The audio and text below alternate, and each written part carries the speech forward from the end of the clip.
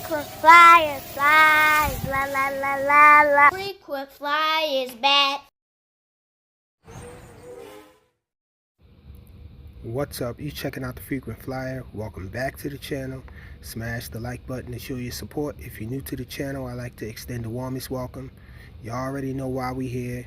Pretty sure y'all read the title. So we're gonna go in here and remove the SD card because we're updating it on my phone. So you push the metal piece to the right, and then we're gonna lift this metal piece up from the right side to remove the SD card.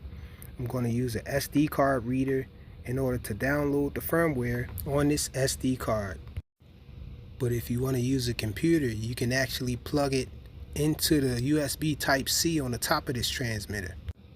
Next, in your web browser, go to multi-module.org, click the menu at the top left, and then we're going to go down to firmware updates. And so in there, we're going to go to multi-module firmware downloads in the middle. And then we're going to go right here. So here we get to select the firmware version, but usually it's already at the latest. And so we're just going to go right to the module. And you're going to select the module that you're using, whatever device you're updating. Mine here is the Boxer. And so then we're going to do radio type is going to be serial. The firmware type, we're going to choose air. And channel order, we're going to go with AETR. Aileron, elevator, throttle, and rudder.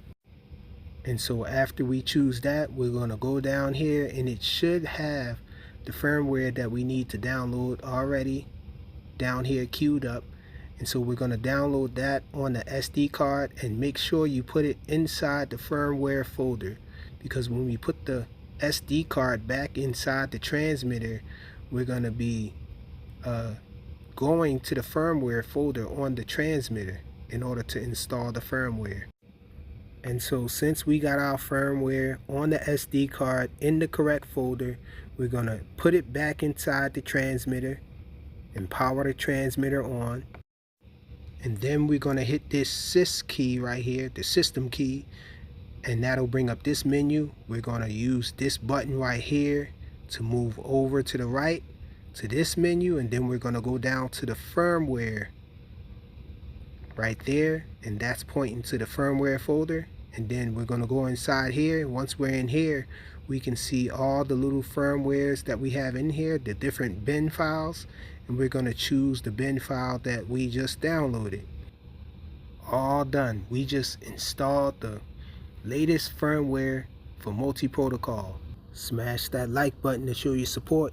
Hit the subscribe button if you're interested in viewing more videos. When I come out with more content, you'll know about it.